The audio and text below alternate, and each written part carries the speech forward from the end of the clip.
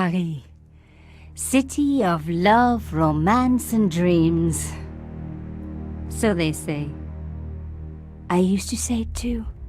But ever since that day, the day of the murder, I've always associated my beloved Paris with death.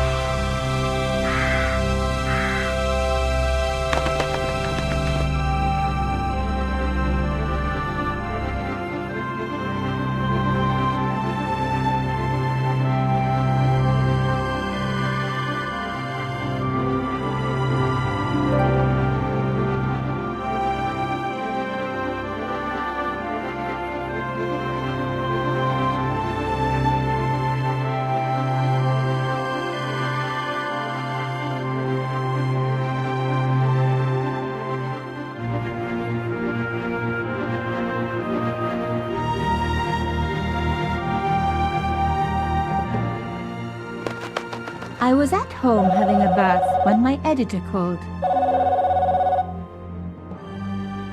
Collard, get your ass over to the Palais Royale now.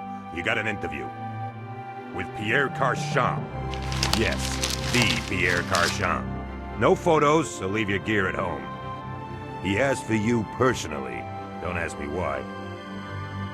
Anyhow, this could be big, so if he makes a pass, don't forget. Just smile, say yes, and keep taking notes. So charming and so very apt. Pierre Carchon was a media king, a national hero, and one of the most infamous adulterers in Europe. He and his wife Imelda were just one step down from royalty. Whoa, I hate mimes, but unless you humor them, they don't go away.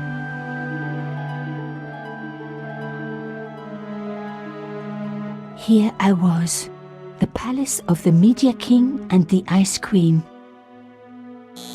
I pressed the doorbell and set in motion a chain of events which would change my life forever. Yes? What is it? Madame, my name is Nico Collard. I'm here to see Monsieur Carchon. Come up, we're on the first floor.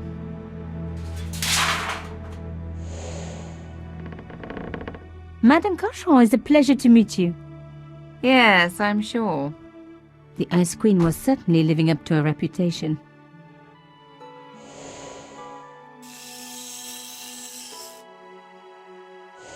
Will you be staying for the interview? Mademoiselle, I know little of my husband's business affairs, and I care even less. I certainly have no intention of watching him pore over yet another pretty little journalist. Pretty? You're too kind, madame. Ah, the talented and very beautiful Mademoiselle Collard. Such a pleasure to meet you at last. Monsieur Carchon, I am honored. Oh, I'm sure you are. Call me Pierre, please. But I do not flatter you idly. I was a friend of your father. He was a great man. My father? He never mentioned. He and I were very close. And then his death. So tragic. I must... Imelda, your damned cat's in my study again. Another Ming vase, I suppose. Excuse me for one moment, my dear girl. You journalists are getting younger each year. Perhaps it's the rest of the world getting older, madame. That was no cat. My God, what? Monsieur Carchon!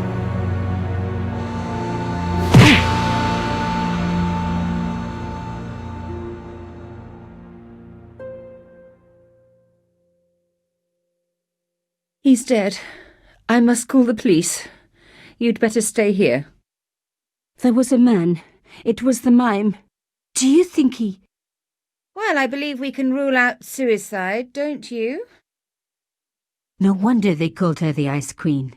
She would have been top of my list of suspects if I hadn't seen the attacker myself. And if I hadn't come across a couple of murders just like this already. One of the most important men in Europe murdered And here was I, Nico Collard, alone at the scene of the crime. Should I wait for the cops? Or start my own investigation? It was a no-brainer.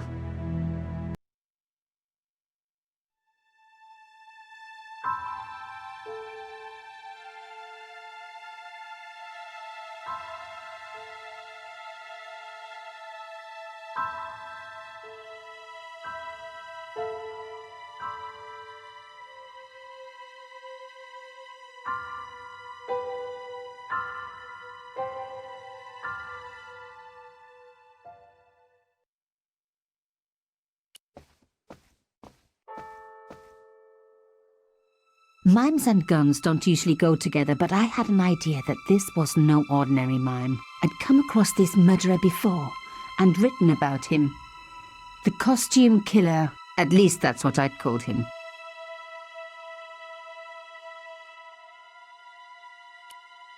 It was one of my hair clips.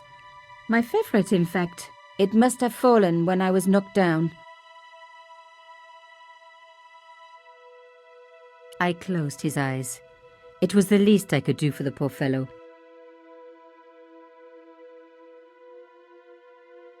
Some people hate searching corpses for clues. Me, I'm okay with it. Reminds me of an old boyfriend. Carchon had been shot. In his pocket, I found a ticket stamped Bateau de la Conciergerie. Taking the ticket meant I tampered with the evidence. There was no going back now.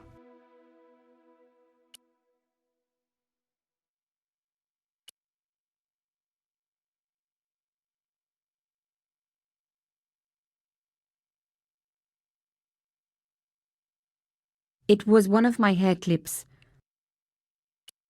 It was when I was a little girl, Papa used to take me on the bateau mouche as a treat.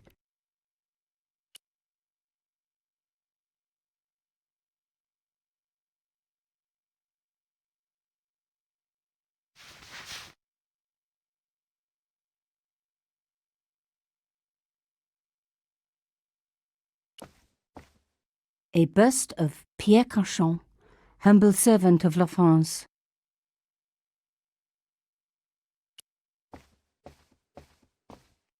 The bookcase was filled with obscure first editions.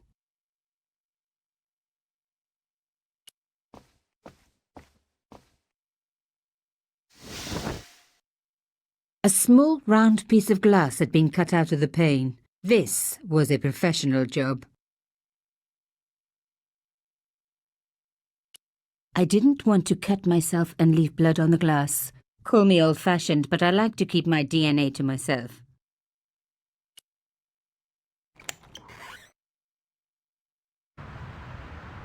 The killer must have used a ladder to reach the window. He was long gone. Guess he folded that ladder up, popped it in his pocket and took it with him.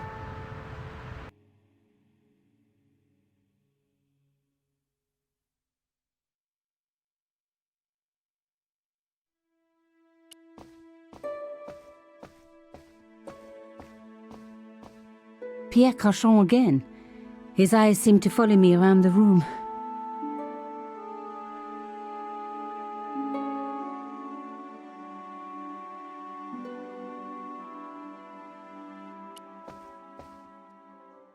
The police could turn up at any minute. Somewhere there were clues to the murder, and I needed to find them.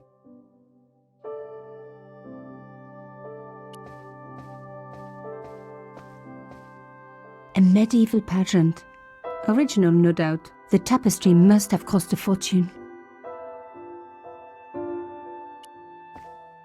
A Louis XIV table with an antique cloth. Imelda had taste. But hey, with a husband that rich, taste is easy.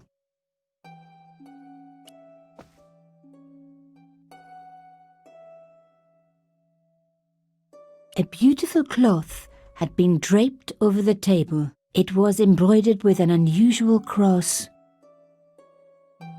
I reckoned that cloth might just turn out to be useful. Even my fingernail wouldn't fit into such a small hole.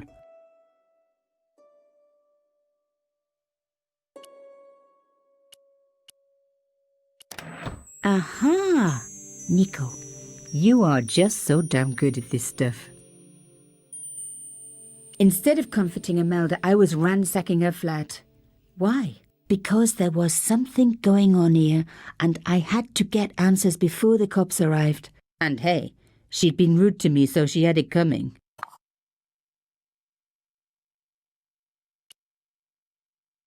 A key. Maybe a safe key.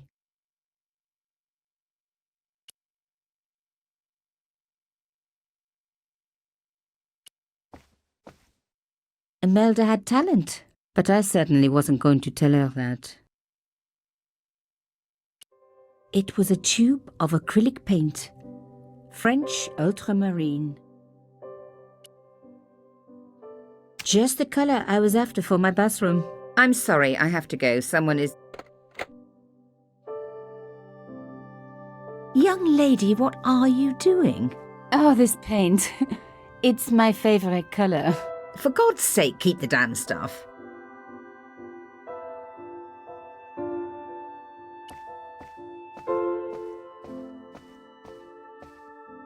Imelda looked shocked, but still every bit as hostile.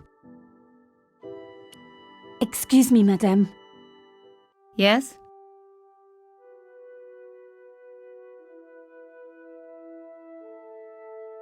I am so sorry for your loss, madame. No, you're not.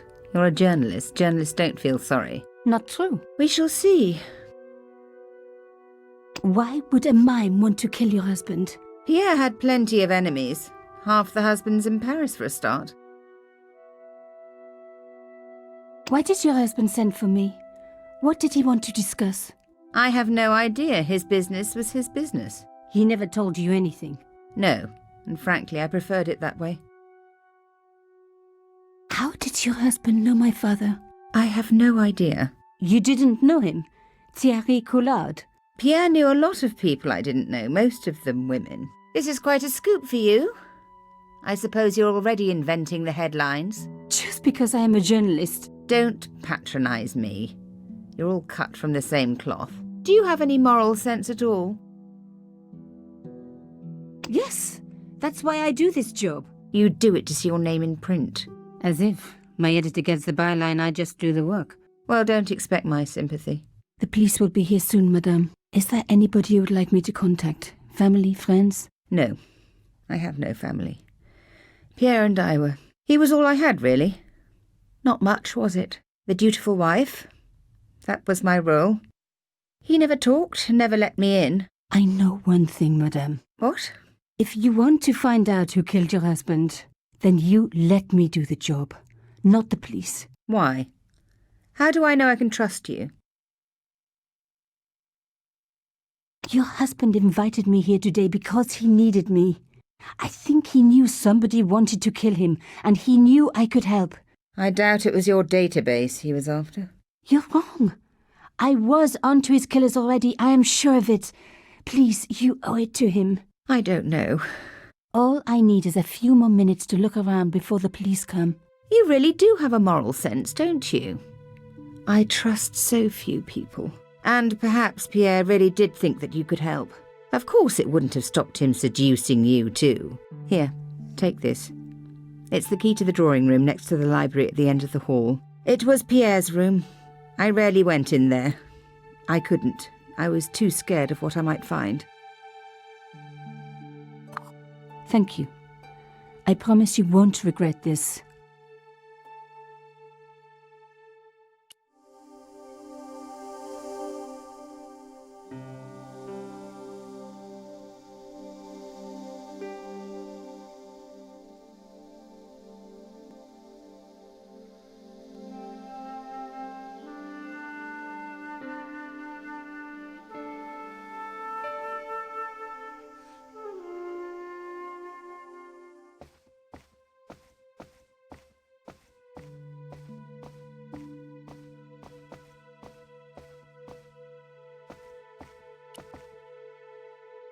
The door was locked.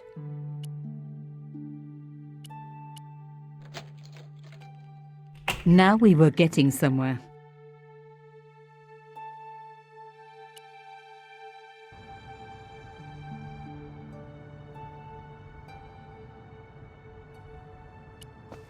Even the light switch looked impressive.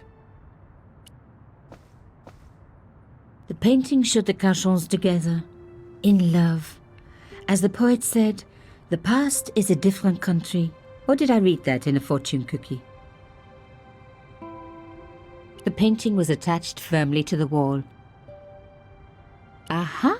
There was a small button hidden in the picture frame. There was the very faintest of clicks.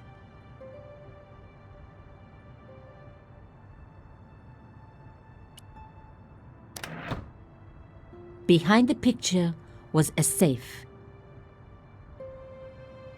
The safe looked pretty secure. The safe was locked. I needed the key.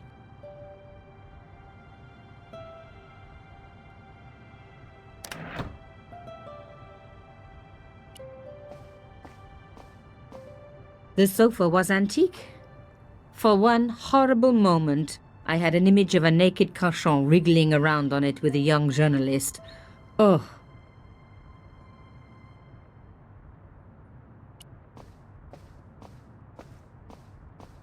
As expected, the desk was yet another priceless antique. Yawn. The blotter and in tray had clearly been placed with mathematical precision. I didn't want to take the tray, but I knew that I could use it. It was a sheet of blotting paper in a leather holder. Its cracked surface looked ancient, reminded me of its owner. I didn't need a sheet of blotting paper.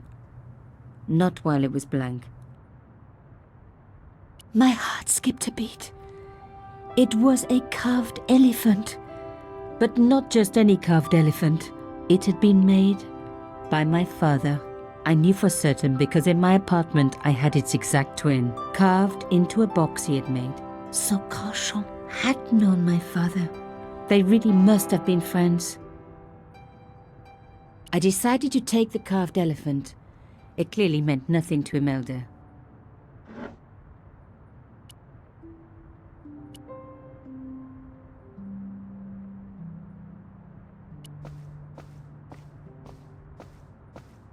It was a back door. Locked, not surprising really.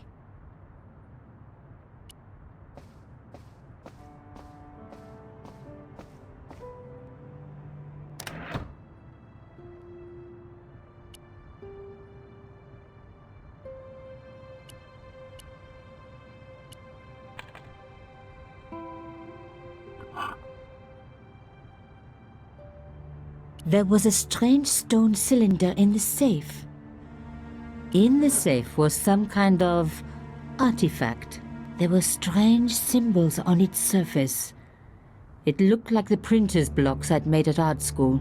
If there was one thing I'd learned about symbols, they are always important. But these symbols scratched into stone were impossible to read. I needed to find a way of printing them. At least the stone was round. But what could I use for ink? And what could I print on? Sure, I was stealing, but I knew Imelda didn't know about the artifact, and Carchon was past caring.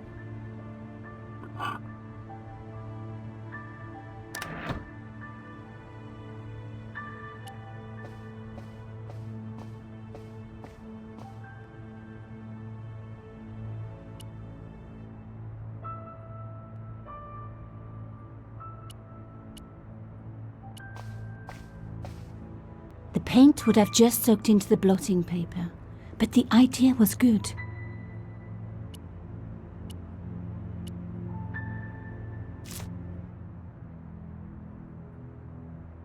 I'd spread blue paint over the bottom of the tray. It was ruined. I was a very bad girl, but also quite a clever one.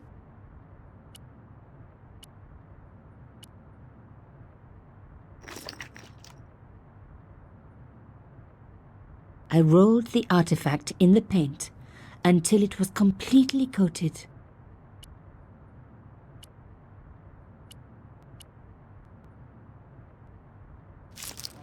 Genius! The roller and the paint worked just as I planned, but what did it say?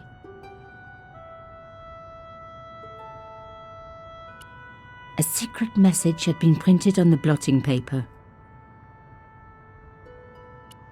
It was some kind of coded message. It read, "Sub judice." I may not have learned a lot as a journalist, but that was a term I knew well. It means a legal case that is before the courts. Below it was a sequence of letters that made no sense. I suddenly realized there was a connection between the boat ticket and the coded message. The boat ticket was stamped Bateau de la Conciergerie. The conciergerie on the Ile de la Cité by the river housed the ancient law courts. So, sub judice could in this case mean literally under the law courts, below the conciergerie. I was pretty sure I'd found all I could here. And besides, all this opulence was making me pine for my regular life of poverty. This was a huge story. It was also one heck of a puzzle with a lot of pieces missing. But I was going to crack it. And if I could just remember the name of that fancy prize you get for being an ace journalist, I was definitely going to win it this time.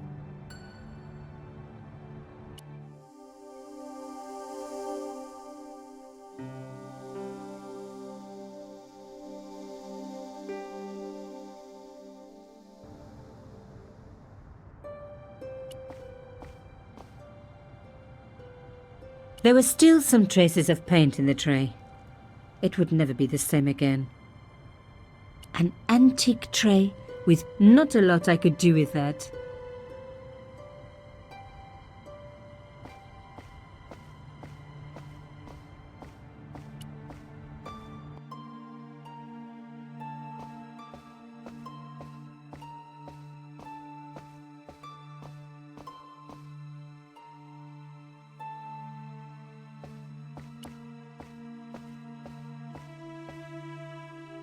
Did you find anything useful? This carving, do you know anything about it? It was Pierre's. What does the statue have to do with... Please, I need to know. He was given it by a friend, something to do with Africa. He never explained any more. No, but I think it was important to him, always on display. Why? It was carved by my father. Oh, I see. I didn't know. Imelda, I will do everything I can to find the killer. Thank you, my dear. And if the police ask... Don't worry. You were never here. Sub judice was the key. I was going to have to find a way under the conciergerie. I decided to head straight for the quayside on the Ile de la Cité. If there was a way of getting under the conciergerie, it would have to be from there.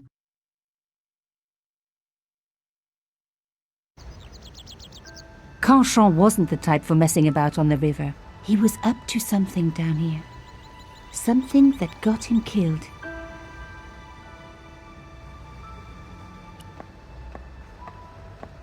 An old boyfriend of mine owned a barge once. Dampest relationship I ever had. In every way. The conciergerie. Former royal palace, prison and law courts. And also home to the busiest guillotine in the French Revolution.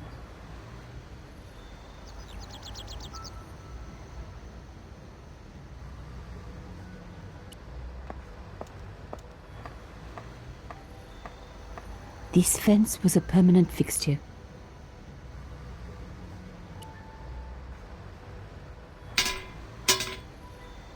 The fence wouldn't move.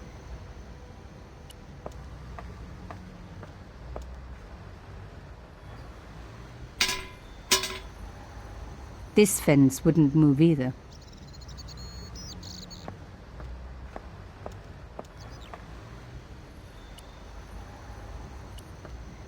The cross looked familiar. I'd seen it before. It was embroidered on the lace cloth I'd picked up at Carchon's apartment. I knew I was on the right track.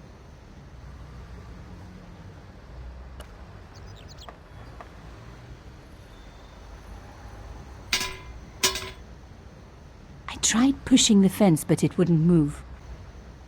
A strange pair of locks stopped the latches from releasing the gate.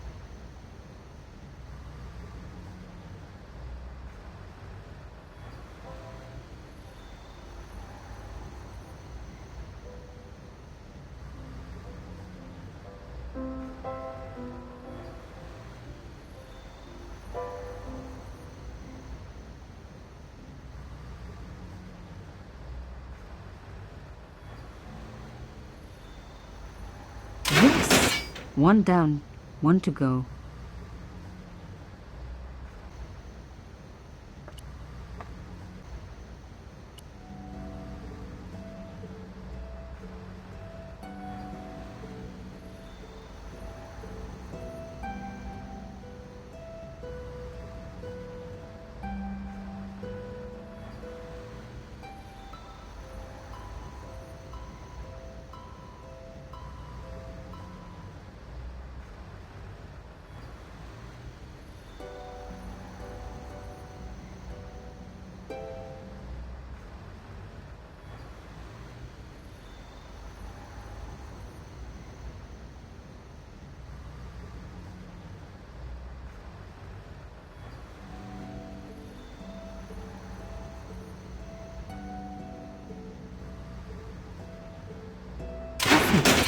Nothing like a good convent education for honing your lockpicking skills.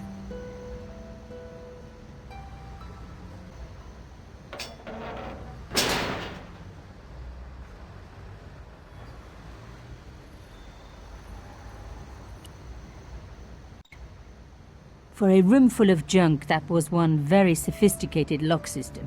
This place was definitely fishy, in more ways than one.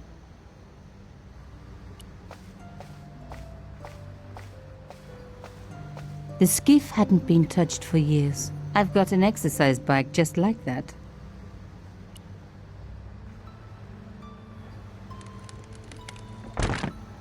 Oops. It was an old shell case, probably from the 50s. I knew what I was talking about. I grew up watching war movies. An old shell case. I wondered what that was doing there.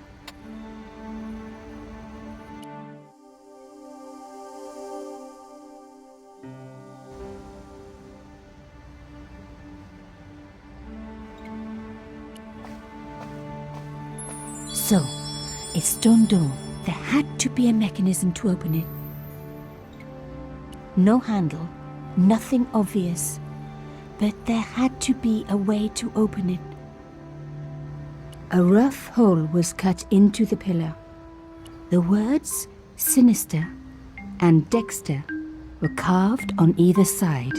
Now any good convent girl like me knows the old Roman for left, right, right. But what did it mean here?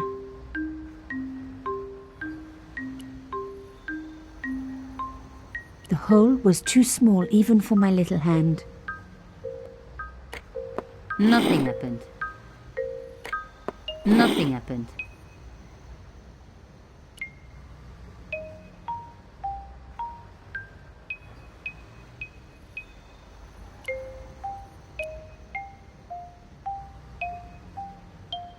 Mystery solved. Carchon's stone cylinder slotted into the hole with a satisfying click.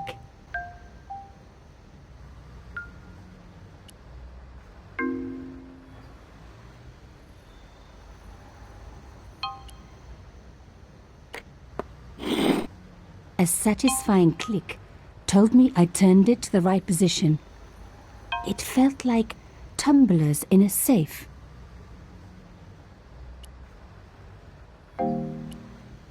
Rolling out the painted cylinder had given me a print of a secret message. It read,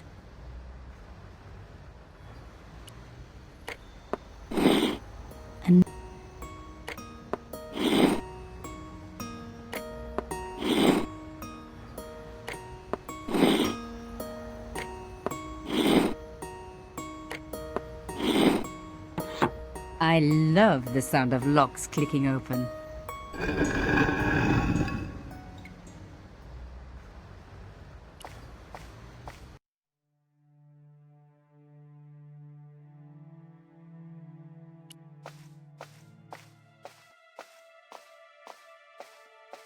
The cross looked familiar. I'd seen it before. Oh my God! The slab came down with a hell of a force. With nothing to hold it up, the cross dropped back down again.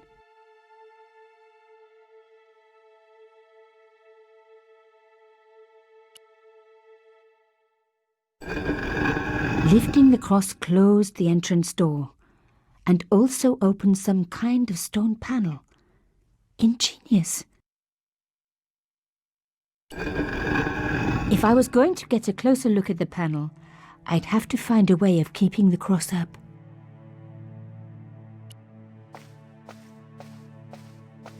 The panel wouldn't move.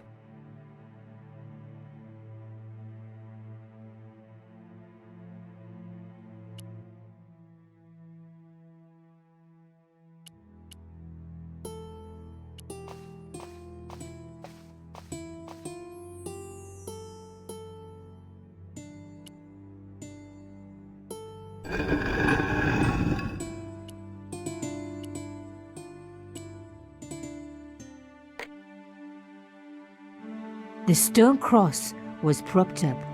Now I was getting somewhere.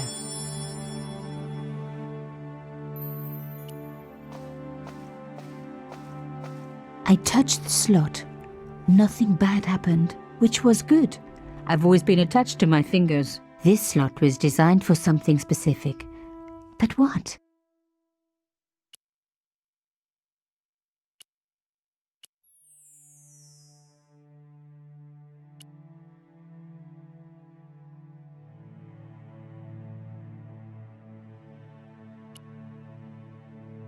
A round slot precisely carved into the stonework.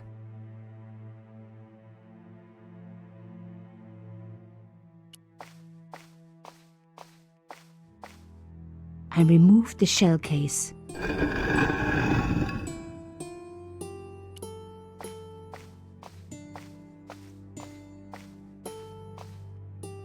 Ut lex vel ut next sumito. To the law or unto death, submit. I guess these people didn't believe in liberté, égalité, or fraternité. Yes, I'll admit it. I was a swot at school. I also wore lipstick and the nuns never knew.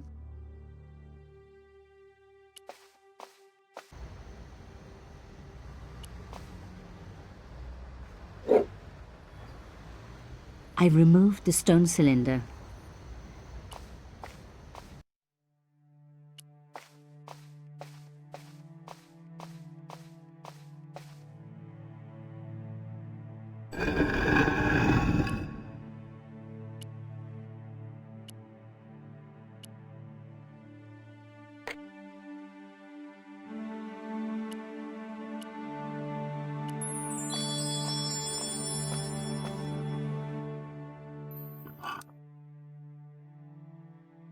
The artifact slotted into the hole perfectly.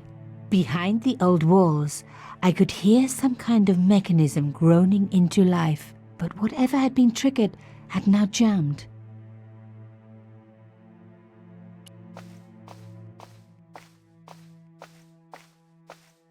A hidden door. This was getting interesting. Shame the mechanism jammed. I was going to have to find a way to prise it open.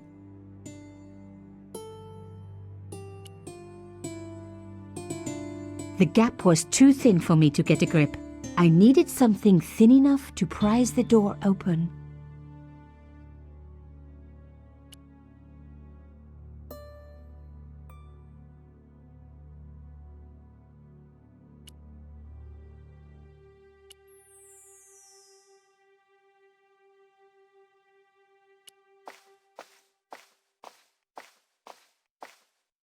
I removed the shell case. The cross didn't drop back down. Some kind of mechanism was holding it up. The cross didn't drop back down. Some kind of mechanism was holding it up.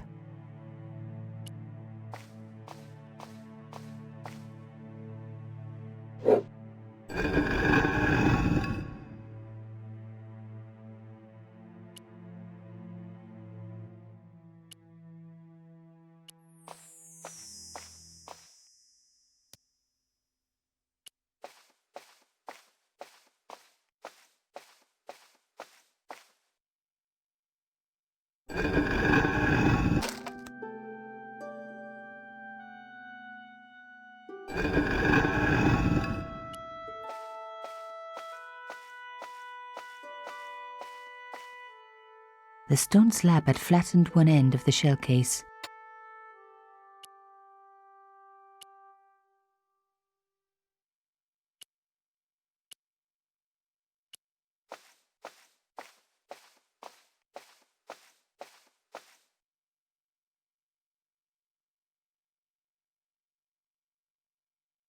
I needed a gap for leverage.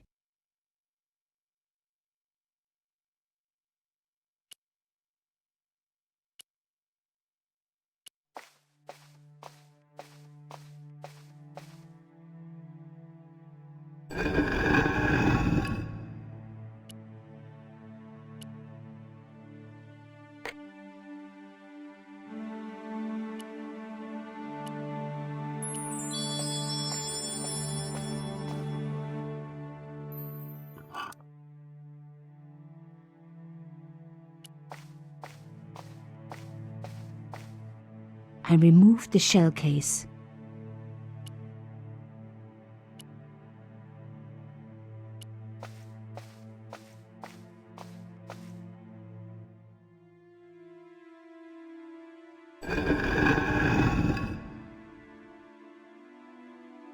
Another good use for a shell case. Another secret room. Somebody had something to hide. But was it what I was looking for?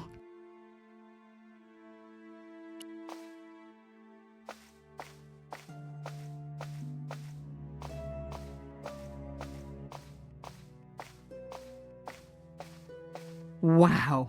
Through the darkness, I could see that this was a stateroom. But for what purpose? And how did it tie in with Carchon?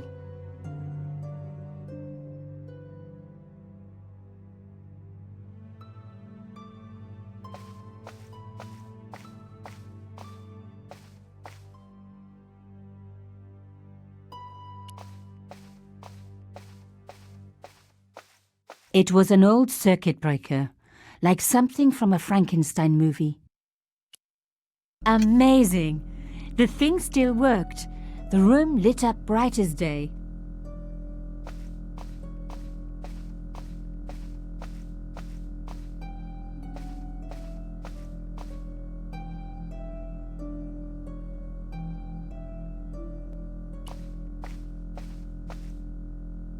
The flags had faded, but their message was still pretty clear. Fascist regalia, a message of hate.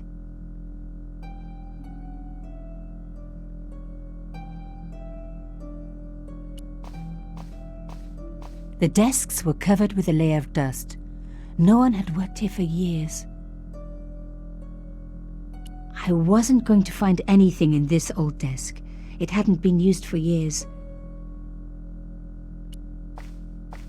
Lady Justice stared out from a stone door, which was locked and reinforced with steel bands. A door like that always has something important behind it. I had to find a way to unlock it. That wasn't going to help. A slot next to the safe door. All I had to do was find something to fit into it. It was like being back in kindergarten. All I needed now was a shape that would fit the slot.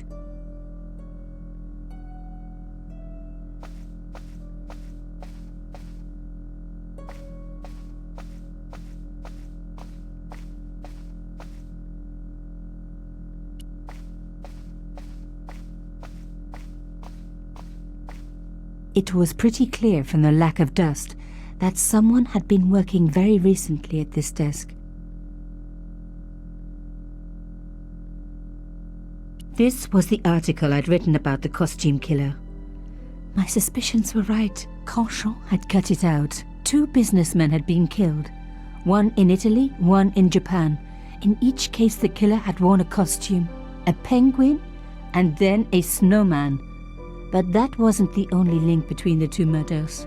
Both the victims had been big media do-gooders, and I proved they were just the opposite. So, how did they fit in with Carchon?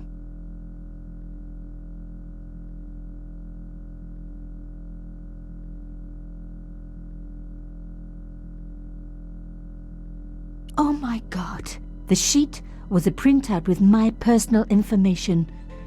Everything from my favorite food to my waist size. They were right about chocolate. But come on, guys, I'm a size 10. There was even a picture of me, taken with a telephoto lens. Carchon wouldn't have taken these pictures himself. This was big. And organized. I was part of it. And people were getting murdered.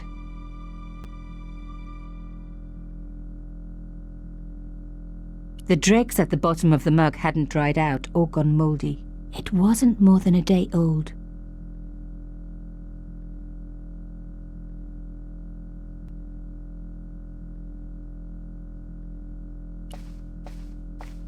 It was a drawer.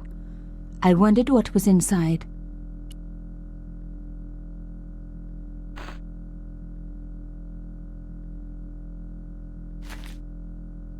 Inside the drawer, I found a note written in some kind of code.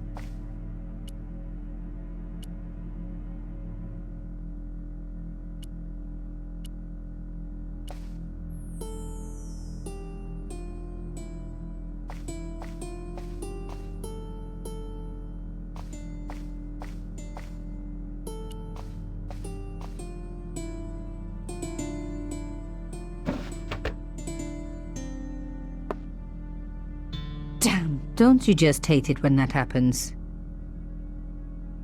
The drawer had come out easily enough, but wouldn't fit back into place.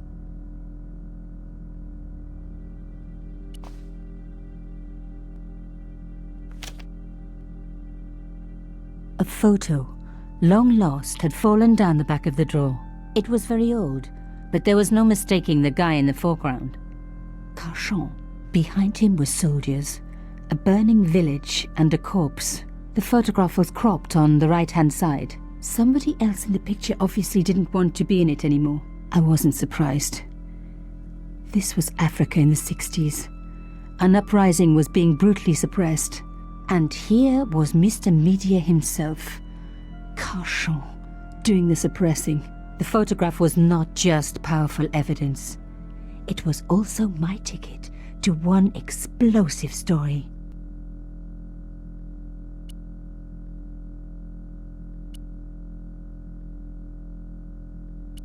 There was nothing else in the drawer.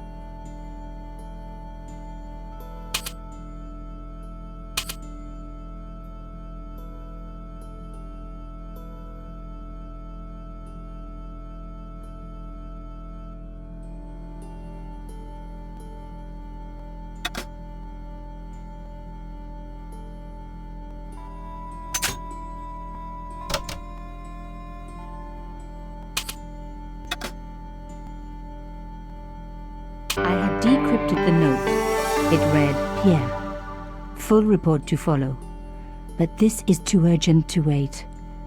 Arno and Yamada both dead. This is not a coincidence.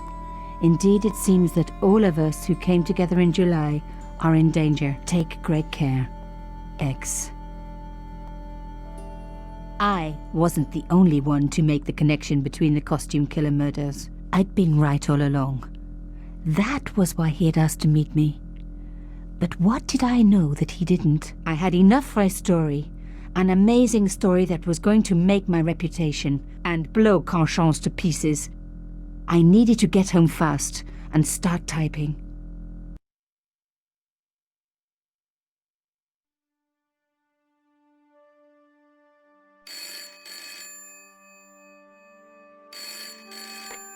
Bonsoir, Collard. Nico, it's Ronnie. Hey, Ronnie, you cracked open the champagne yet? Are you crazy? What's wrong? Wait a minute.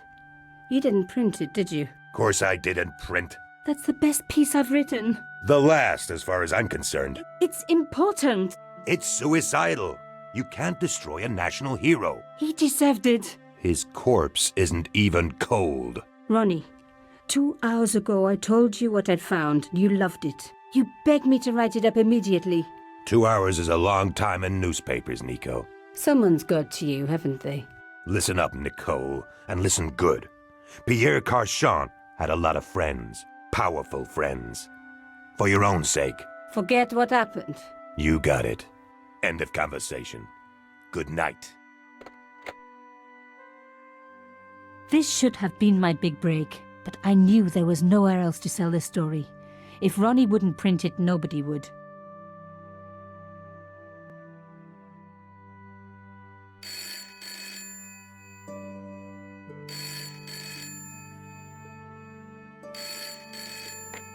Bonsoir, Collard.